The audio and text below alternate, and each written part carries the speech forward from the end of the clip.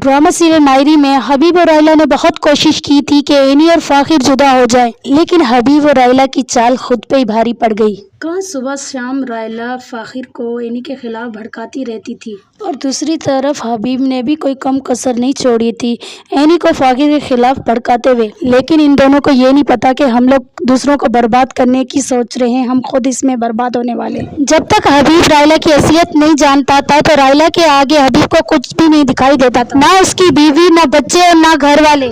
जब हबीब को रायला की असलियत का पता चला तो हबीब ने बिना समझे सोचे रायला को तलाक देके घर से बाहर निकाल दिया। लेकिन हबीब के साथ इससे ज्यादा और भी बुरा होना था। लेकिन रायला हबीब को ऐसे छोड़ने वाली नहीं थी। लेकिन रायला की जो हक मेहर की रकम थी वो रकम हबीब आशा का जेवर बेच के देना चाहता था, जिस पे आशा ने जेवर देने से इनकार कर दिया। जिस पे आशा कहती है कि ये मेरी बेटियों का, ये मैं आपको नहीं दूंगी। हबीब कहता है मुझे ये हर हाल में चाहिए, जिस पे आशा बोलती है नहीं मैं आपको दूंगी। हबीब गुस्से में आके आशा को भी तलाक दे देता है और आशा को बोलता है कि निकल जाओ मेरे घर से अपनी बेटी को लेके। हबीब आशा को घर से निकाल ही रहा था कि समीना भाभी आई और हबीब को कहती है ये आप क्या कर रहे हो। आशा बोलती है कि हबीब ने मुझे तलाक दे दी है, वो मुझे घर से निकलने का कह रहा है। समीना कहती है कि आप इस घर से कहीं नहीं जाएंगी, इस घर से जाएगा तो हबीब जाएगा। जिस पे समीना हबीब को घर से बाहर निकाल देती है। कहते हैं ना जो किसी के लिए खड्डा खोदता उसी में वो खुद ही पहले जाके गिरता है। हबीब और रायला के साथ ऐसे ही हुआ, जैसी करनी वैसी भरनी। व्यूअर्स कैसी लगी मेरी वीडियो मायरी ड्रामे की लास्ट एपिसोड के बारे में कमेंट्स में अपनी राय का इज़हार